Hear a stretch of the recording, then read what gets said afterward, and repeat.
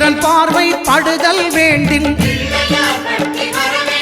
எங்கள் இறைவன் கணபதி இடக்கையின் கீழே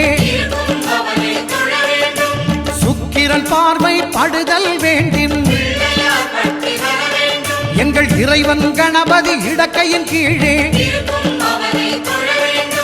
புத்திர பாக்கியம் தருகிற பகவான் சுக்கிரன் அங்கே குடியிருப்பான். அவன் கற்பக கடவுளை கண்டவர் தமக்கு பொன்பொருள் அள்ளி கொடுத்திடுவான்.